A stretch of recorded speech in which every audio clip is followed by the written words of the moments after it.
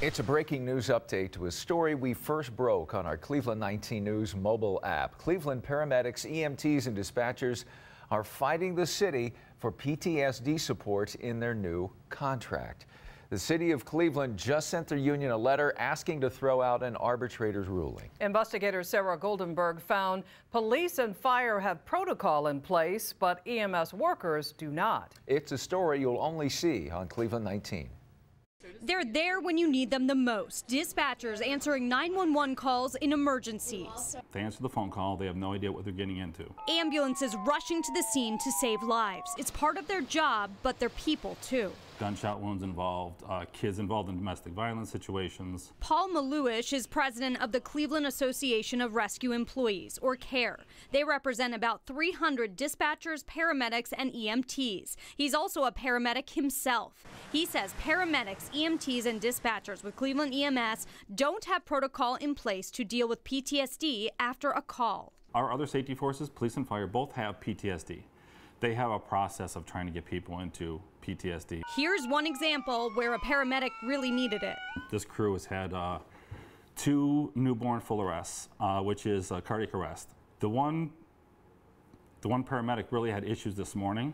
He just got off shift, and we had to refer him immediately to EAP services. Maluish says paramedics, EMTs, and dispatchers can get help from Cleveland firefighters and police through the Employee Assistance Unit. But he says it's not the same because they don't have the same job.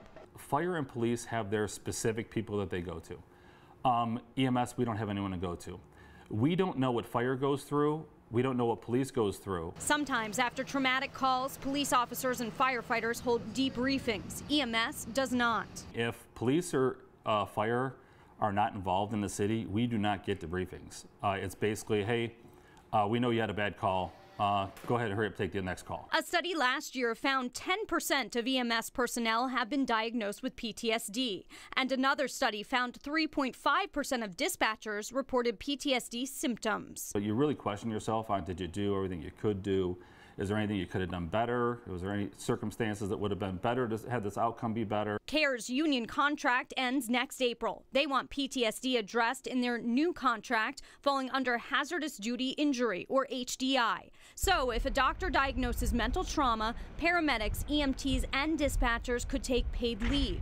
Right now, they can qualify for HDI for assault, patient transport and care issues, and other physical injuries. In these arbitration documents, it says the city says resources are already available to EMS personnel and worries this would open the door to claims of emotional distress exponentially increasing. But the arbitrator, who is neutral, ruled in the union's favor on this, and it's supposed to be binding. What is the city's response? The city, a lot of their responses are, hey, if you don't like it, quit.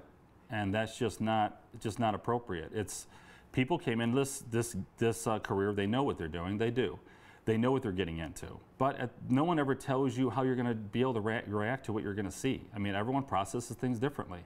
It's difficult. It is difficult. CARE wants to use a doctor who already works with Cleveland police officers for PTSD evaluation. They're also asking for one employee already on staff to act part-time as a PTSD counselor. I asked Maluish whether your services could be affected if the contract dispute drags on. We are not a striking union. We'd never do that.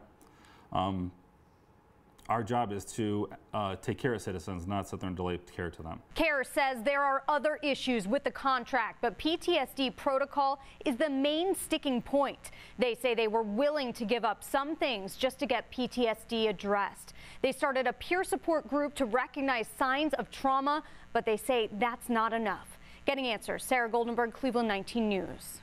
Now, in the documents we found, the city says EMS personnel already have resources available for mental trauma